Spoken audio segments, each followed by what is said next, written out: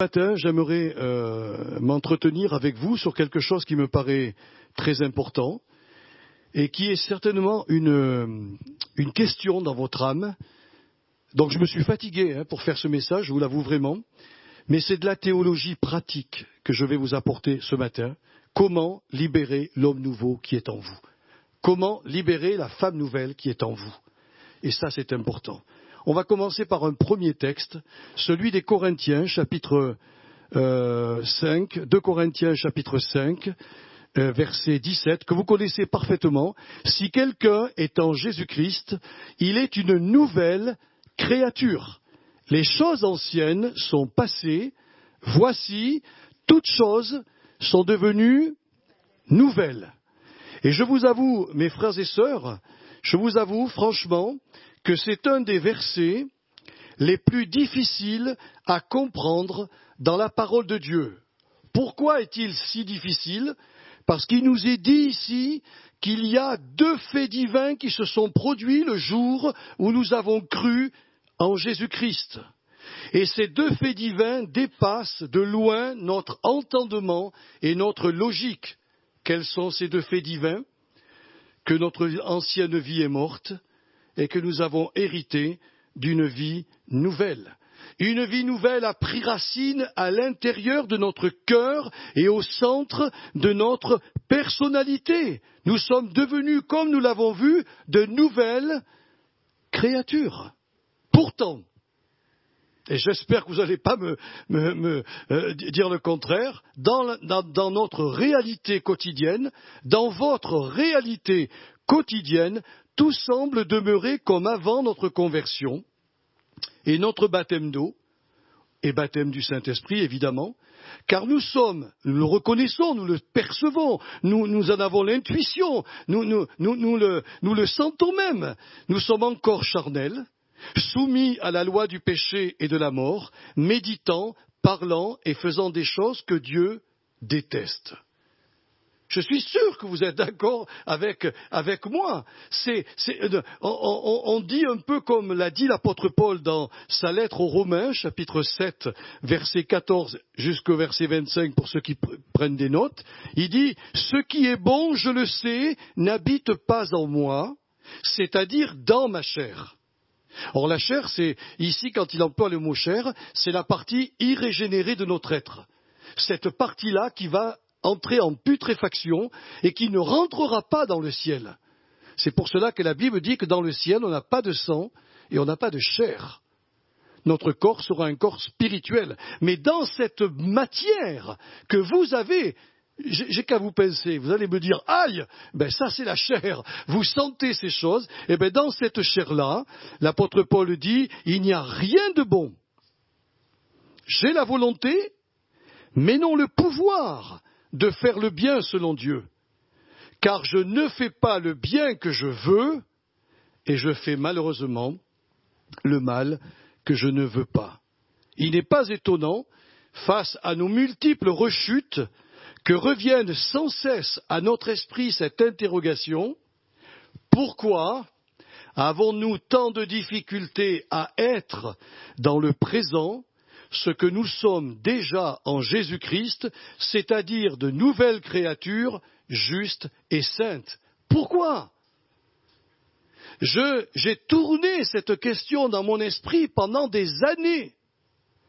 Je vais vous dire un secret que vous ne connaissez pas. J'ai dévoré tous les livres qui nous parlent de la sanctification, c'est-à-dire de la transformation de notre nature humaine. J'ai voulu tout savoir. J'ai lu énormément d'ouvrages. Évidemment, le seul ouvrage qui a été pour moi l'ouvrage qui m'a convaincu, c'est la Bible. Mais la question que vous vous posez, que je me suis posée, pourquoi avons-nous tant de difficultés à être dans le présent, c'est-à-dire maintenant, ce que nous sommes déjà en Jésus-Christ, comme tout à l'heure, notre frère Michael nous l'a annoncé pour la Sainte Seine, il a été fait pour nous sagesse, justice, sainteté et rédemption. Pourquoi? Dans le présent, nous avons du mal à être ce que nous sommes déjà en lui. Le but de mon message ce matin, c'est de vous montrer comment y parvenir. Voilà pourquoi je vous dis que mon message ce matin, c'est une théologie, oui, mais pratique. Mais si nous voulons saisir pleinement la méthodologie du Saint-Esprit, nous devons nous rappeler une chose essentielle. C'est que la foi au présent est beaucoup plus difficile à vivre que la foi au passé et au futur. Et je m'explique. En effet, nous n'avons pas besoin de faire beaucoup d'efforts pour croire que dans le sang de Jésus versé à la croix, tous nos péchés passés ont été expiés.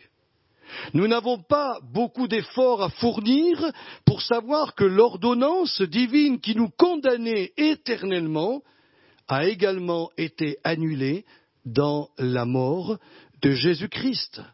Nous n'avons pas beaucoup d'efforts à fournir pour croire que la vie éternelle est déjà en nous. Et nous n'avons pas beaucoup d'efforts à fournir pour savoir que lorsque nous fermerons les yeux, lorsque nous quitterons ce voyage terrestre pour entrer dans le ciel, nous serons accueillis dans le paradis de Dieu sans aucun problème. Est-ce que vous avez beaucoup d'efforts à fournir pour croire cela, mes frères et sœurs? Demandez à un chrétien, même un tout petit bébé dans la foi qui vient juste de naître, s'il est sauvé, il vous dira bien sûr. C'est pour cela que Jésus a dit au brigand sur la croix, qui lui a dit « Souviens-toi de moi ». Dans ton royaume, il pensait que le Seigneur allait rentrer dans un royaume et qu'à un moment donné, il allait se souvenir. Ah oui, il y a un gars qui est mort à côté de moi. Ah oui, où est-ce qu'il est passé? Il faut que j'aille en enfer pour voir s'il est là-bas, pour aller le récupérer. Jésus le rassure en lui disant, aujourd'hui, tu seras avec moi dans le paradis. Et croire que nous sommes dès maintenant, aux yeux de Dieu, de nouvelles créatures justes, sainte, et je dirais même parfaite à ses yeux, ayant reçu le potentiel divin, comme l'apôtre Pierre le dira dans son épître, la nature divine, pour être dans ce monde les témoins de Jésus, c'est-à-dire le sel et la lumière, ou comme il le dira dans la lettre aux Philippiens, des flambeaux que les hommes et les femmes vont voir.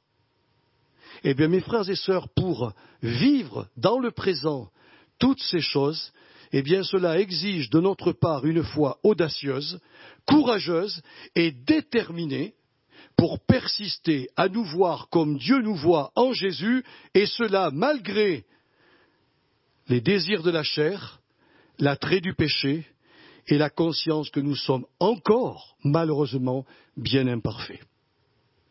Voyez-vous, avoir une telle foi dans le monde présent, alors qu'on s'apprête à représenter Jésus, et voilà pas qu'on trébuche, qui n'a pas trébuché, qui n'est pas tombé? Parfois nous passons une semaine merveilleuse, parfois 15 jours extraordinaires, parfois c'est un mois, et puis, allez savoir pourquoi, une circonstance arrive et patatrac, nous parlons pas comme nous aurions aimé parler, nous avons des jugements dans notre tête, alors que nous ne voudrions pas en avoir. Et nous avons des comportements qui sont des comportements que l'on déteste.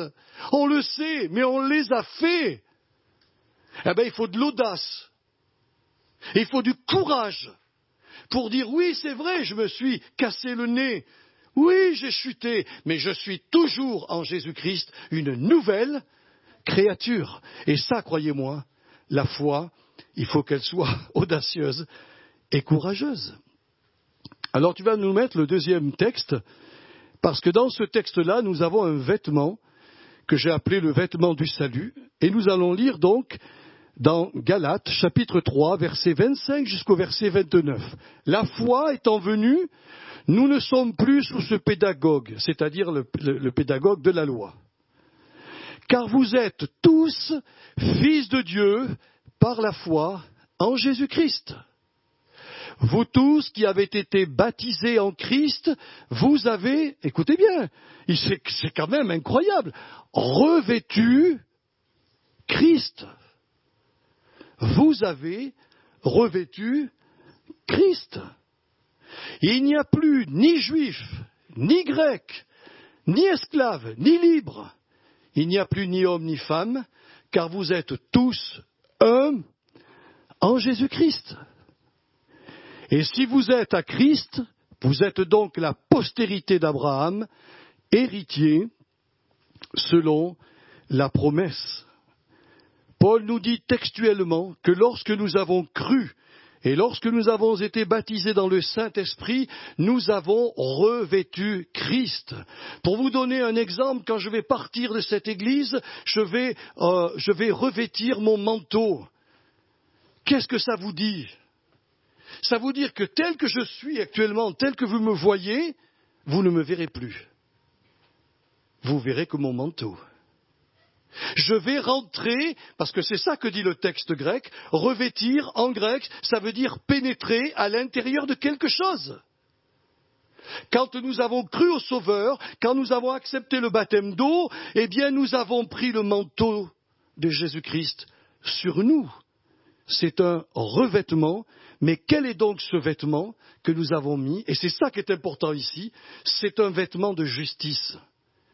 J'ai pris la justice de Jésus, ma justice à moi, telle que vous me voyez, avec ma justice à moi, elle est complètement sale, elle est souillée. Si Dieu pouvait ouvrir les yeux de votre cœur, vous verrez que sur mon manteau blanc de soi-disant justice, je suis sale, je suis dégoûtant.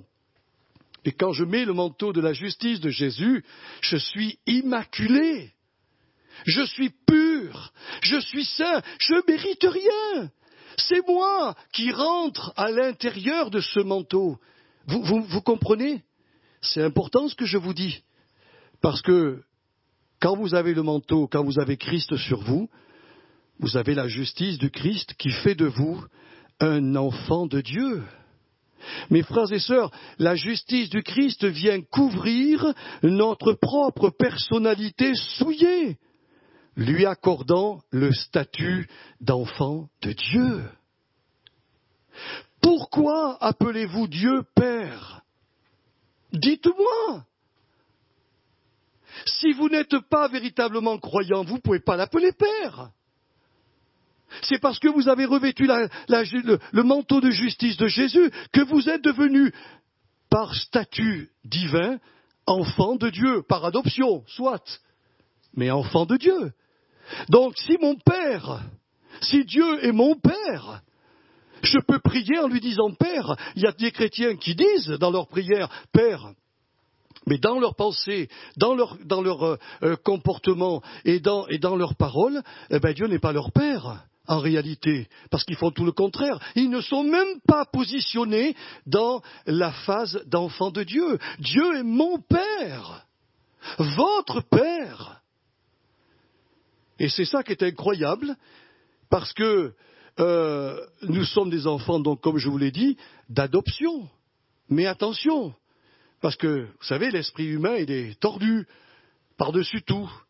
Ce revêtement ne fait pas de nous des êtres dépersonnalisés, comme si notre propre moi, notre personnalité, par le baptême dans le Saint-Esprit, aurait été engloutie dans une autre personnalité, c'est-à-dire celle de Jésus. Mais pas du tout.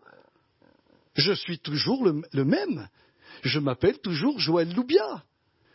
Mais j'ai reçu un statut par ma foi dans le Seigneur et par ma foi dans son sang, statut d'enfant de Dieu.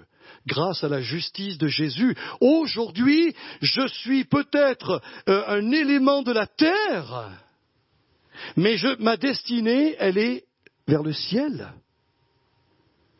Si vous comprenez ça, tout change dans votre vie, mes frères et sœurs.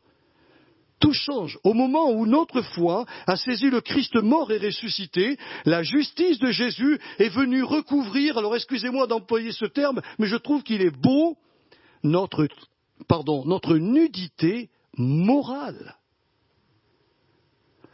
Nous sommes dans une nudité morale aux yeux de Dieu, s'il n'y a pas la justice de Jésus sur nous.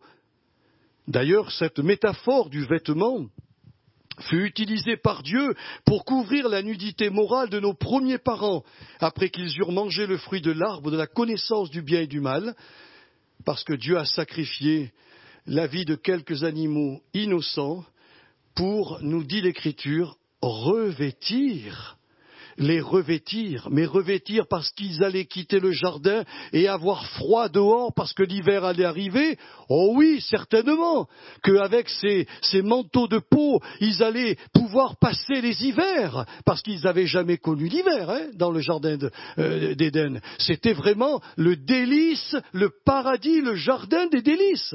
C'était toujours, comme quelqu'un l'a chanté, le soleil du 1er janvier au 31 décembre. Enfin, si l'année fonctionnait comme ça avant, j'en sais rien.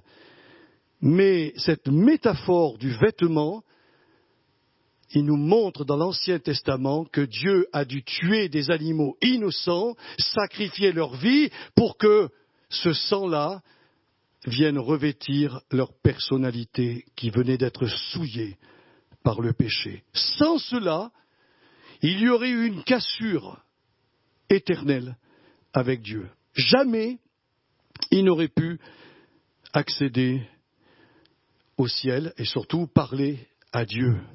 C'est le premier fait que je voulais faire ressortir ce matin parce que ce fait-là, nous devons le saisir par la foi avant que nous puissions devenir dans la pratique ce que je vais vous dire maintenant, ce que nous sommes vraiment en Jésus. Si ce premier fait, vous ne l'avez pas accepté, si ce premier fait n'est pas, je dirais, partie intégrante de votre vie, si vous ne croyez pas que vous êtes réellement aujourd'hui, malgré votre imperfection, des enfants de Dieu, alors rien ne peut devenir possible dans vos pensées, dans vos paroles et dans vos actions. Rien. Rien. Absolument rien. Ce premier fait divin est important pour la foi. Nous devons nous en emparer. Et nous devons dire oui, malgré mes imperfections, malgré ma chair qui réclame encore le concours de mes membres, du corps, malgré toute la séduction, malgré mes rechutes, malgré mes sautes d'humeur, allez, je vais dire, malgré encore les résidus de mon vieux tempérament qui remontent à la surface. Oh, combien j'ai dû lutter avec lui. Il y a un Suisse qui a été baptisé il y a quelques années, et le pasteur lui disait, dans le baptistère, il lui disait, mon frère, ta vieille nature, je vais la mettre sous l'eau et elle va mourir. Vous savez ce qu'a dit le frère chrétien? Il lui a dit, oh, mais tu sais, pasteur, mon vieil homme, le bougre, il sait nager. Réfléchissez, mais il avait raison. Oui, virtuellement, nous sommes rentrés dans un tombeau. Oui, notre vieil homme, notre vieille femme a été, c'est comme un enterrement. Puis nous sommes sortis, nous sommes des êtres nouveaux. Mais nous devons le croire par la foi et marcher par la foi, même si le vieil homme, la vieille femme revient à la surface. Et combien elle y revient? Combien elle y revient? Il y a un second texte qui va nous parler encore d'un vêtement, et on va le lire, c'est dans Romains 13, versets 11 à 14. Voilà ce qui est écrit. Cela importe d'autant plus que vous savez en quel temps nous sommes. C'est l'heure de vous réveiller enfin du sommeil. Car maintenant, le salut est plus près de nous que lorsque nous avons cru. La nuit est avancée, le jour approche. Alors écoutez bien ce qui est dit. Dépouillons-nous donc des œuvres des ténèbres et revêtons les armes de la lumière. Marchons honnêtement comme en plein jour, loin des excès, de l'ivrognerie, de la luxure, de l'impudicité, des querelles et des jalousies. Mais revêtez-vous, vous avez vu ce qu'il est écrit, mais revêtez-vous du Seigneur Jésus-Christ et n'ayez pas soin de la chair pour en satisfaire les convoitises. Avez-vous remarqué que ce texte évoque également un vêtement, ou plutôt un revêtement? Mais il ne s'agit plus ici de se revêtir du statut juridique d'enfant de Dieu. C'est fait. Je vous l'ai expliqué tout à l'heure, c'est fait. Nous sommes enfants de Dieu. Je le suis, je le crois et je le confesse. Mais il s'agit de revêtir maintenant, écoutez bien, frères et sœurs, c'est la clé du succès de la vie chrétienne, un modèle éthique différent de celui que nous avions avant de connaître le Seigneur. Se revêtir du Seigneur est une invitation à devenir participant de la nature divine, ce qui implique évidemment de notre part une coopération avec le Saint-Esprit dans cette œuvre que nous avons appelée tout à l'heure de sanctification qui durera jusqu'au moment de notre départ pour la gloire, soit par la mort, soit par l'enlèvement de l'Église.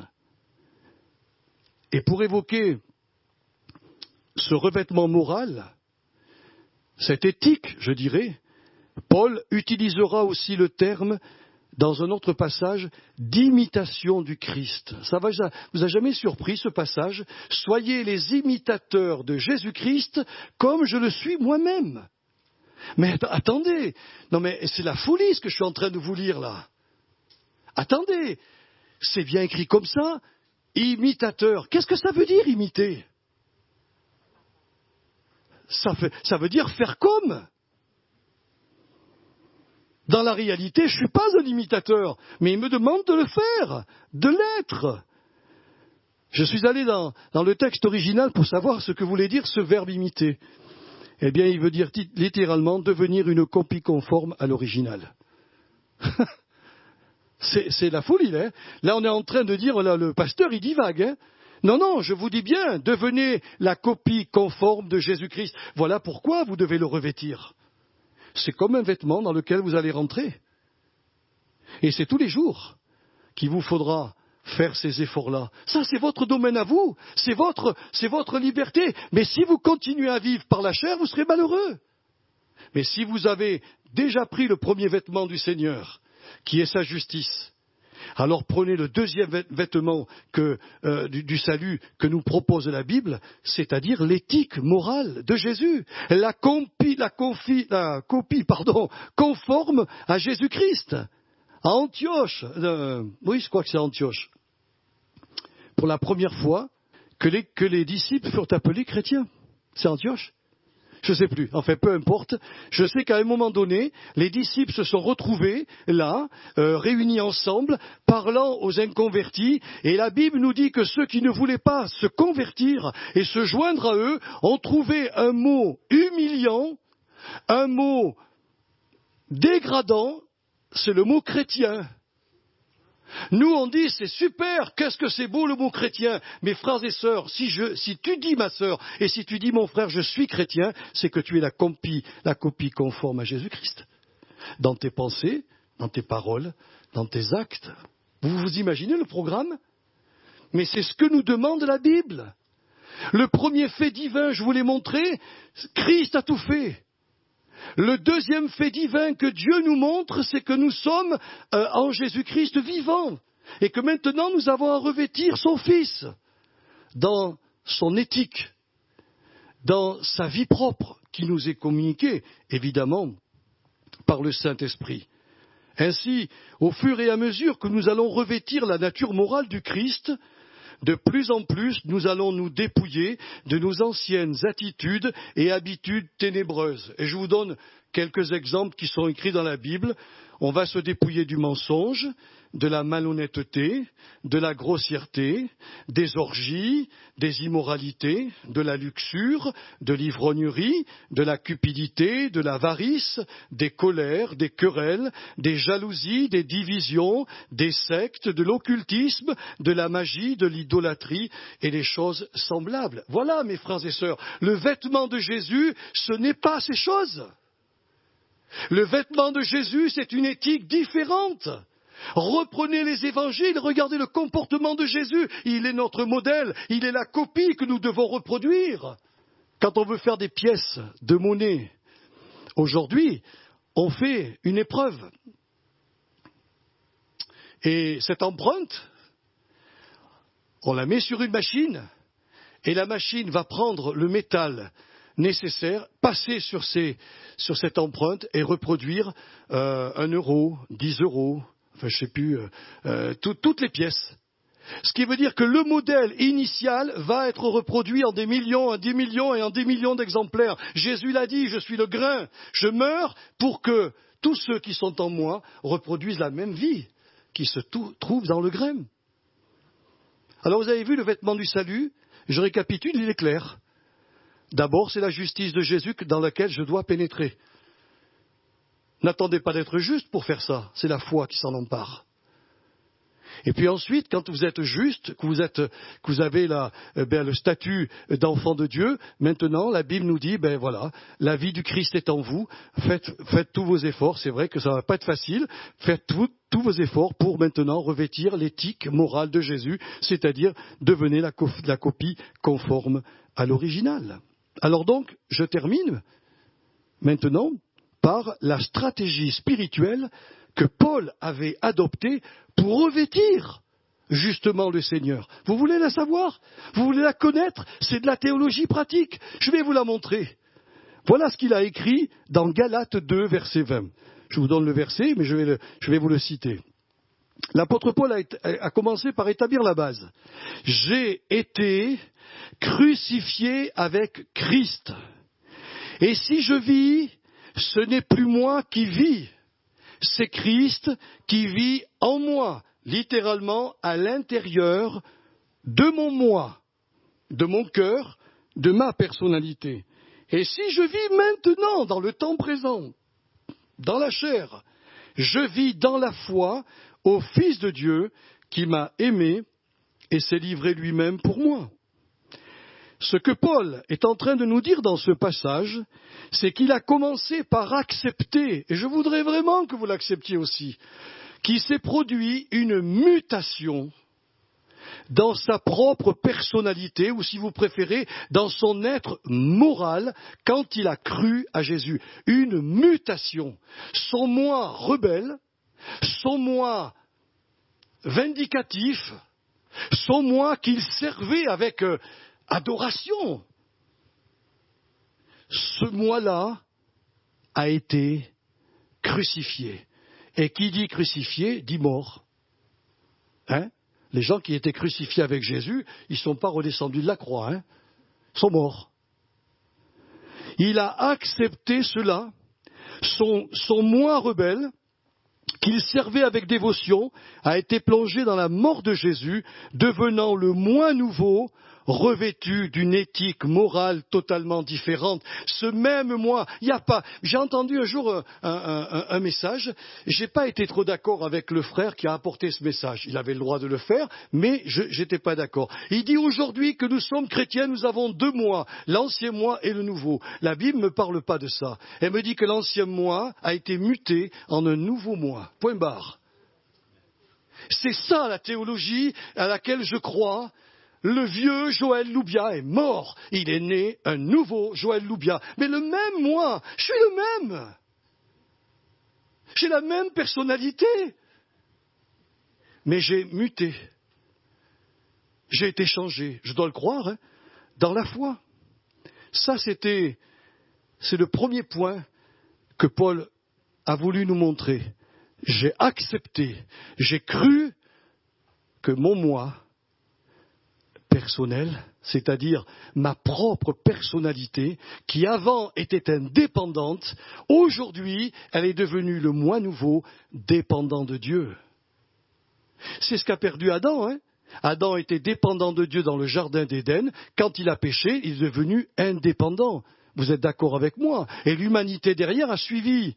Quand nous revenons à Christ, nous délaissons notre indépendance pour devenir dépendants du Seigneur. C'est ça être un enfant de Dieu. C'est ça être un chrétien baptisé du Saint-Esprit. Alors voilà ce qu'il va dire. Oh, ça vous concerne, et je crois que vous allez comprendre pourquoi. Ensuite, Paul s'est regardé comme mort au péché. Il le dira dans Romains 6, verset 11. Regardez-vous maintenant comme mort. Il le dira juste après avoir dit, quand vous avez été baptisés dans l'eau et dans l'esprit, vous avez été identifiés dans la mort et dans la résurrection de Jésus. Et il dit donc maintenant, puisque c'est fait, puisque votre moi a muté, puisque vous êtes devenu une nouvelle création, regardez-vous, mais notez bien, je voudrais bien que vous le notiez, comme. Si je ne me regarde pas comme, je vais toujours me considérer comme étant encore un vieux pécheur, un rebelle. Non, et je suis un saint qui pêche encore. Ça, c'est différent. Je suis encore un saint, je suis saint de position. Malheureusement, ça m'arrive encore de trébucher. Il est intéressant de savoir que le verbe regarder traite la réalité d'un fait qui, pleinement accepté par notre esprit, déterminera notre éthique morale. Ah, regarder en grec veut dire cela? Oui. Il faut traiter le fait divin, et si ce fait divin, je l'accepte par la foi, il va déterminer la base de mes paroles, la base de mes pensées, la base de mes comportements. En fait, cette expression signifie littéralement, si quelqu'un fait du grec, je l'invite vraiment à prendre un dictionnaire, il y signifie littéralement faire un calcul mental avant de conclure une affaire. Alors je vous donne un exemple qui a été tiré de la vie quotidienne. Prenons un exemple tout simple de la vie ordinaire. Si au moment de faire vos comptes bancaires, vous vous apercevez qu'il vous reste 100 € pour finir le mois, vous devez accepter cela comme un fait réel, et ne pas vous mentir à vous-même en essayant de vous convaincre que vous avez beaucoup plus. Mais c'est ce que font les chrétiens, mes bien-aimés. Mais oui, si vous ne vous regardez pas comme mort au péché, c'est que vous croyez encore que vous êtes vivant au péché. La Bible dit non. Je vais vous montrer parce qu'après c'est pratique. La Bible dit non. L'apôtre Paul a dit « Je me suis regardé comme mort ». C'est-à-dire que le péché est toujours en nous, il est dans la chair. Alors il nous sollicite, il viendra nous solliciter pour autre chose. Il y a des gens, par exemple, malheureusement, ils vont dire « Oh non, aujourd'hui je préfère rester vraiment, regarder le culte à la télévision ». Ils ont le droit, tout à fait, il n'y a aucun problème, il n'y a aucune condamnation là-dessus. Mais voyez comment le péché nous sollicite. Demain, il nous sollicitera une deuxième fois. Puis il dira, si je vais au culte dans mon église une fois, ça suffit, je donne mon offrande, et puis ça ira le reste du temps, je fais ce que je veux. Le péché est toujours là. Le diable fera en sorte que ce péché nous sollicite de 1000 façons. À nous de l'accepter ou pas. Si nous croyons que Dieu affirme réellement que nous sommes morts au péché par notre foi dans le Fils crucifié, c'est que nous le sommes vraiment.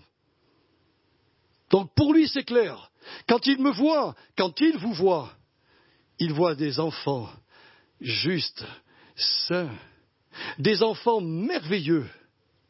Il nous demande, mais si moi je vous regarde comme ça, faites de même, regardez-vous comme mort au péché, regardez-vous vraiment ce que vous êtes réellement, puisque je le déclare moi-même. Acceptons donc ce fait divin, croyons-le et confessons-le quotidiennement, même si nous ressentons encore tout le poids de nos faiblesses psychiques et de nos imperfections morales. Et le deuxième point que Paul va mettre en pratique, parce qu'il a commencé à le vivre avant de nous l'enseigner, c'est dans le même verset, Romains 6, verset 11, mais Paul, c'est pas simplement regardé comme mort au péché, mais comme vivant pour Dieu en Jésus-Christ. Vivant pour Dieu en Jésus-Christ. Pour que se développe en nous la vie spirituelle, il ne faut pas seulement croire le premier fait divin, puis rester immobile, mais il nous faut faire comme si nous étions vivants dans le Seigneur. Si je fais comme si j'étais mort, je dois faire comme si j'étais vivant au Seigneur. Et vous allez comprendre au travers de petits exemples que je vais vous prendre. Cela, mes frères et sœurs, ce n'est pas se mentir à soi-même, ce n'est pas croire dans une illusion, ce n'est même pas encore une mystification de la foi, c'est de la pure foi. Ou c'est de la foi à l'état pur. Vous arrivez à me saisir ? De la foi à l'état pur. Dieu dit que Joël est mort. Je crois que Joël est mort. Dieu dit que je suis vivant. Joël est vivant. Je crois les faits divins et ma foi les accepte. Et ça, c'est très important. Un peu comme Abraham a accepté de croire qu'il deviendrait une nation nombreuse lorsque Dieu lui a dit qu'il aurait avec sa femme un enfant, mais surtout lorsqu'il l'a fait sortir de sa tente et qu'il lui a dit « Regarde les étoiles ». Et en Orient, il faut reconnaître que le ciel est extraordinairement étoilé. Et quand il sortait tous les jours, il voyait ces étoiles et il dit « Mais le peuple qui va sortir de moi sera aussi nombreux que les étoiles du ciel ». Il a fait comme si, excusez-moi, il a fait comme si, il n'avait même pas un enfant. Il n'avait même pas le fils de la promesse, mais il a cru Dieu sur parole. C'est ce qu'il nous demande de croire, nous aussi. Et un petit peu comme les Israélites, dans le camp, lorsque les serpents brûlants ont piqué plusieurs et communiqué la mort aux serpents brûlants, qu'est-ce qu'a fait Moïse? Il va voir Dieu, il dit « Seigneur, regarde, ils sont en train de mourir, mais par dizaines. Quelle est la solution? » J'ai la solution. Tu vas prendre un serpent et tu vas en fabriquer un en airain. Tu vas l'élever sur une perche au milieu du camp. Et tu diras aux Israélites, dès qu'un serpent brûlant vous pique, vous mordra, regardez à la perche, regardez au serpent d'airain que j'ai élevé, et le poison mortel cessera son activité en vous. Il y en a qui ont dit, il ne faut pas rigoler. Nous, on a besoin d'un médecin, une piqûre, un antidote. Et ceux qui avaient la foi ont dit, Dieu a dit qu'il fallait faire ça, j'ai été brûlé, j'ai été piqué, j'ai été mordu. Seigneur, je me tourne vers la perche. Et là, instantanément, le venin a perdu tout son pouvoir mortel. Et ils furent guéris. C'est ça la foi. C'est un acte de pure foi. Si Dieu dit que t'es mort, t'es mort. Si Dieu dit que t'es vivant, t'es vivant. C'est tout. T'as pas à discuter, t'as pas à dialoguer. Est-ce que vous connaissez, ou est-ce que vous avez vu, le film Un homme d'exception, qui relate l'histoire de John Forbes Nash, qui était un mathématicien économiste américain. Écoutez bien, frères et sœurs, cet homme a souffert toute sa vie d'un état schizophrénique et paranoïaque, qui le plongeait parfois dans la folie. Pourtant, cet homme continua à vivre avec une épouse, continua à vivre avec ses enfants. Il a continué à être professeur de mathématiques et d'économie. Et il a été gratifié en 1994 du prix Nobel d'économie. Un schizophrène et un paranoïaque. J'ai vu son film, j'ai vu son histoire, c'est incroyable. C'est incroyable. Ceux qui le côtoyèrent se demandaient comment cet homme avait pu faire face à tous ces démons qui le harcelaient et qui dialoguaient avec lui tous les jours. Il voyait des personnages qui s'assoyaient sur le banc là quand il enseignait et ces personnages lui parlaient. Et dans sa paranoïa et dans sa schizophrénie et sa folie, il leur parlait. Il leur parlait dans son bureau, il leur parlait au travail, il leur parlait dans ses relations intimes avec sa femme. Ces démons étaient là. Et ces gens se sont dit, mais comment cet homme a-t-il pu continuer à vivre avec une épouse, avec ses enfants, à assumer un métier et être gratifié d'un prix en 1994 ? Eh bien, le professeur Nash leur révéla son secret. Un jour, il prit la décision ferme et définitive d'ignorer ces démons et de refuser de dialoguer avec eux. Quand il était sur les bancs de la faculté, ces démons étaient là, il les voyait. Ils essayaient de parler, il leur a dit, c'est terminé, je ne parle plus avec vous. Il les voyait et il les ignorait. Toute sa vie, il a vu ces démons-là. Toute sa vie, ces démons ont essayé de le happer à nouveau. Et ils n'ont pas réussi, parce qu'il avait pris la décision ferme et définitive de les ignorer. Voilà comment nous devons agir, nous, avec notre ancienne vie pécheresse qui nous sollicite jour après jour. Nous devons l'ignorer et nous ne devons plus dialoguer avec elle.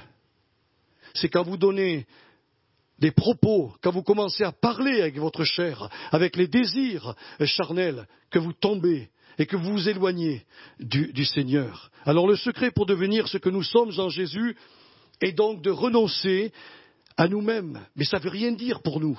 Alors je vais vous donner très courtement quelques pistes de réflexion.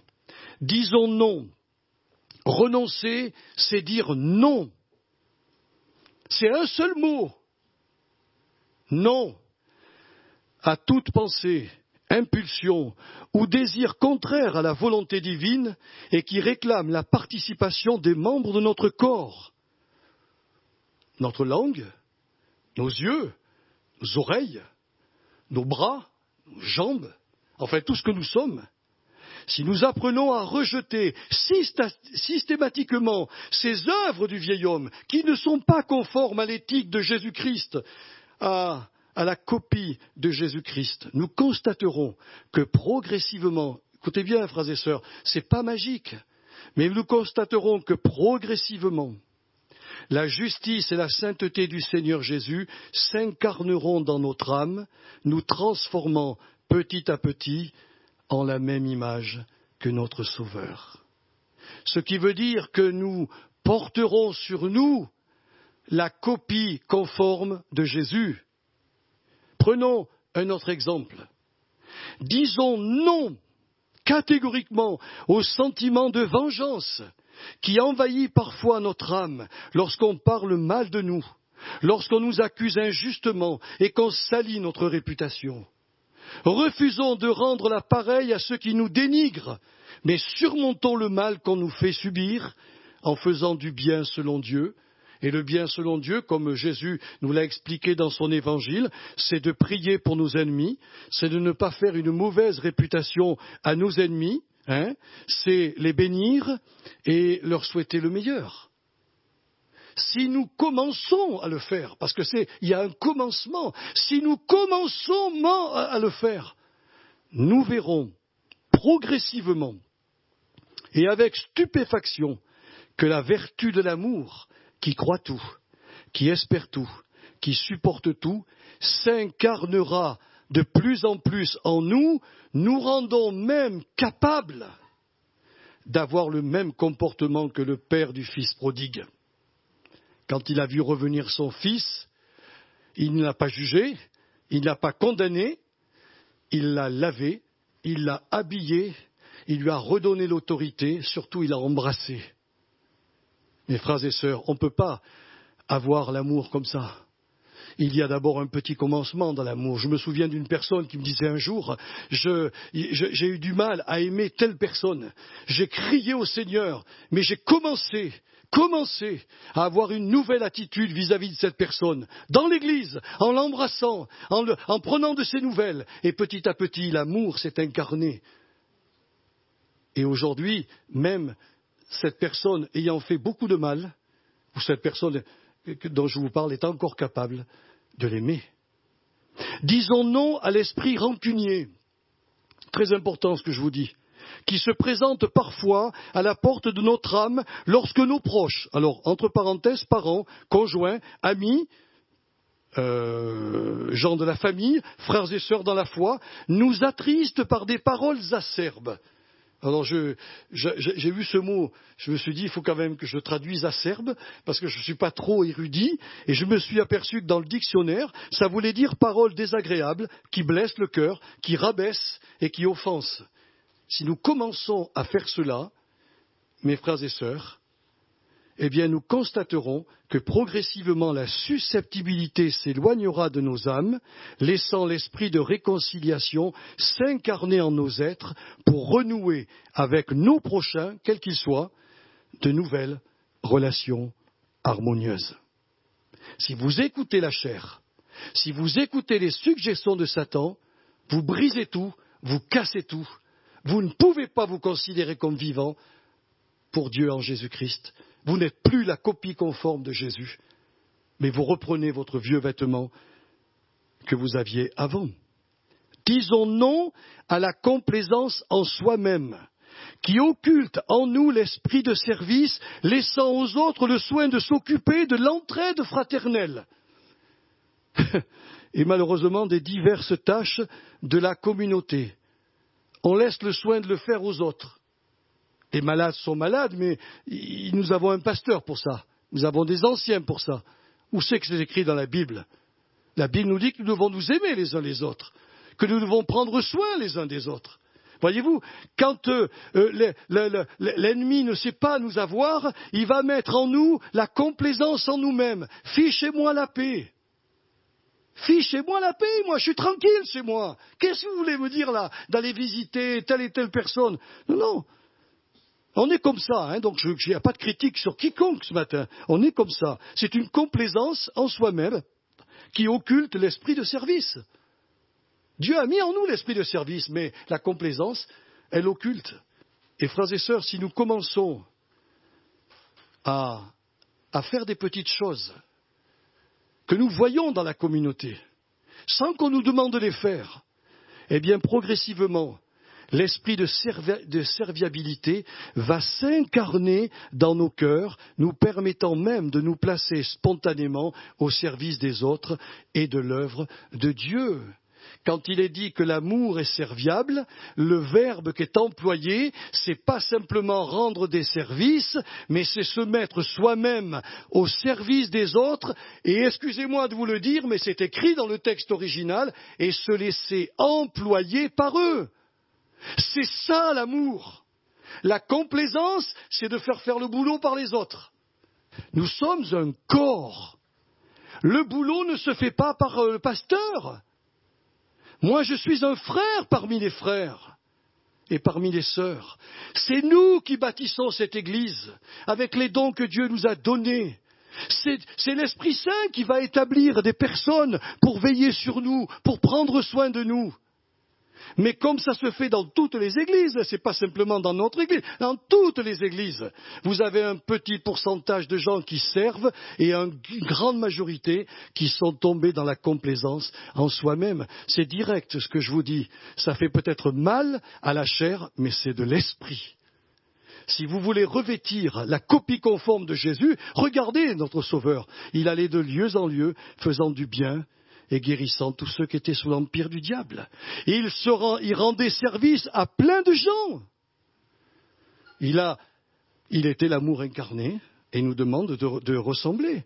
Disons non à la peur de manquer qui engendre la pingrerie, la cupidité et l'avarice. Commençons par mettre à part chaque mois ou chaque semaine, selon nos revenus, une part des biens financiers que le Seigneur a mis à notre disposition et qu'il appelle dans la parabole du mauvais intendant les petites choses.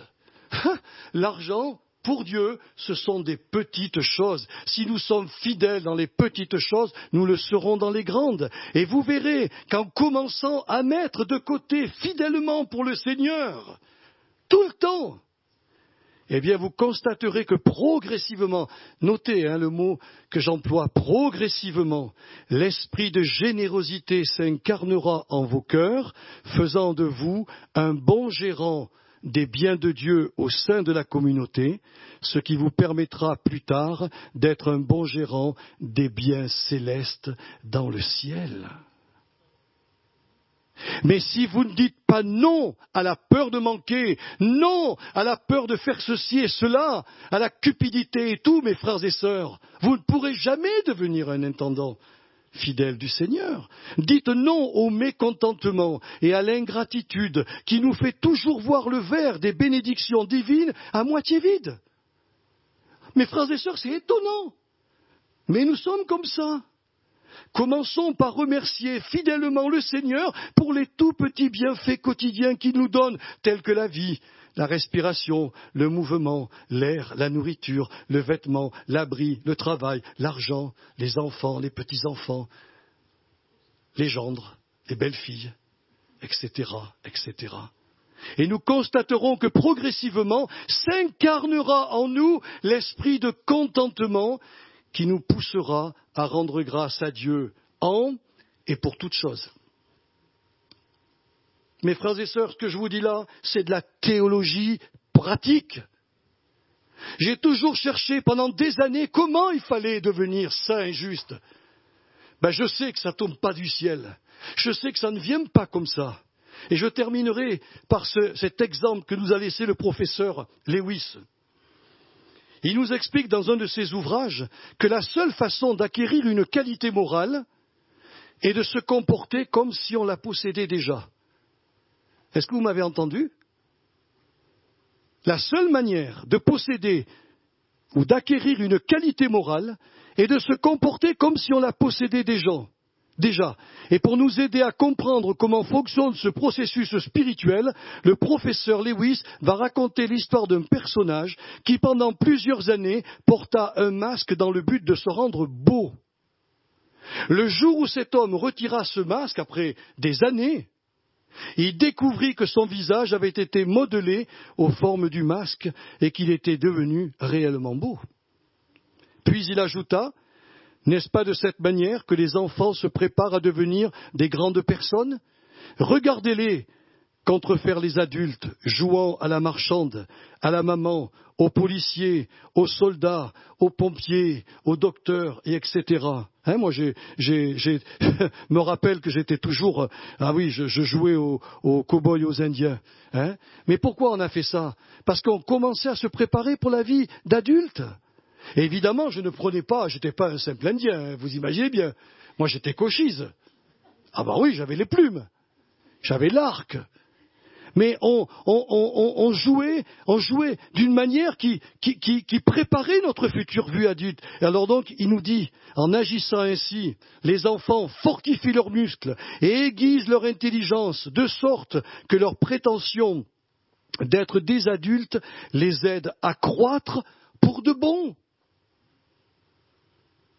Les enfants font comme si. Les enfants jouent au docteur comme s'ils étaient docteurs. Les petites filles, on leur achète des poupées qui parlent, des poupées qui font pipi et qui font autre chose aussi, qui mangent. Mais pourquoi? Bien sûr, c'est magnifique, mais parce elles s'entraînent pour le jour où elles deviendront des mamans. Et nous, les hommes, souvent, on est des policiers. On est des grands héros.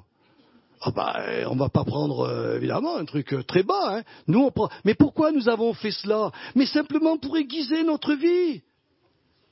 Nous avons fait comme si, et nous le sommes vraiment devenus. Alors j'ai un verset pour terminer. J'ai pris peut-être un peu de temps ce matin. J'espère que ce message, vous allez le diffuser, parce que c'est de la théologie pratique. J'ai trouvé un message. On en a parlé un petit peu jeudi. Dieu ne méprise pas le jour des faibles commencements. Mes frères et sœurs, si vous croyez que vous êtes morts en Jésus, que vous êtes vivants en Jésus, commencez à mourir à vous-même en disant non à tout ce qui est contraire à la Bible, tout ce qui est contraire à la pensée de Dieu. Et ces petits commencements que vous allez mettre en œuvre, Dieu les négligera pas. Mais ces petits commencements, ces faibles, ou plutôt comme il est dit dans le texte original, les jours des faibles commencements, que va-t-il se produire? Eh bien, progressivement, vous allez vous rendre compte que vous allez devenir la copie conforme de Jésus-Christ. Oh, ça prendra du temps, ça prendra du temps, mais il y a souvent des gens qui ont dit, mais comment ça se fait, quand je te rencontre, tu émanes quelque chose que je n'ai pas. Simplement parce que la personne a grandi et qu'elle est devenue mature spirituellement et que par le fait qu'elle soit mature, c'est le Seigneur qui a recouvert sa personnalité et qui, devant les hommes et les femmes, est là, bien présent. Un jour, un serviteur de Dieu était dans un train, il a pris sa Bible tout simplement et en face de lui, il y avait une personne qui était là, ils ont fait le voyage, il a ouvert sa Bible, il a lu. À la fin du voyage, la personne qui était en face lui a dit « Monsieur, je ne sais pas qui vous êtes. Je vous ai observé pendant tout le voyage. Et en vous observant, vous m'avez convaincu de péché. » Cet homme était recouvert de Jésus et sa présence, la présence du Seigneur, sans parole. Ça correspond à ce que dit la Bible au sujet des femmes qui ont des maris inconvertis. Sans parole. Si ma sœur, tu es revêtue du Seigneur, ton mari verra en toi la copie conforme de Jésus-Christ. Il sera amené à la foi, convaincu par ce qu'il voit en toi. La Bible est formelle là-dessus. Nous devons, dans tous les domaines, que ce soit l'amitié ou autre, commencer à renoncer à nous-mêmes. Et il n'y a qu'un mot que je vous laisse ce matin. Non. Quand ma vieille nature me sollicite à faire quelque chose qui est mal, dis non au péché. Et tu verras qu'à force de dire cela, progressivement, eh bien, tu sauras regarder toutes choses, comme l'a dit mon frère jeudi, l'homme spirituel est capable de juger de tout, des choses et des hommes. Il est capable, parce qu'il est spirituel. On se lève devant le Seigneur et on le remercie de tout notre cœur. Je demande à mes sœurs de venir, enfin ma sœur, ma sœur, voilà. Père Saint, on te remercie. Seigneur, tu as mis ce message sur mon cœur, c'est de la théologie pratique. Et je te demande à mes sœurs et à mes frères de bien comprendre ce que j'ai voulu leur enseigner ce matin, d'entrer dans la position dans laquelle tu nous appelles, de nous voir comme morts, mais comme vivants pour toi, et de faire ce que Paul nous a enseigné dans la lettre aux Romains, eh bien, Seigneur, de dire non, non au péché, non à la vieille nature, et de commencer à mettre en œuvre l'éthique de la nouvelle nature. Et ainsi, progressivement, nous allons revêtir la copie conforme de Jésus-Christ.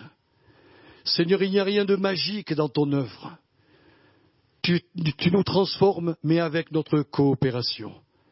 Alors ce matin, je laisse ce message à mes sœurs et à mes frères et je les bénis en ton nom, afin, Seigneur, que de plus en plus nous voyons Christ au travers eux, Christ au travers de leurs paroles, Christ au travers de leurs actions, Christ au travers de leurs décisions, que nous puissions voir cela de plus en plus, car c'est certainement ce qui réjouit le plus ton cœur, Père Céleste.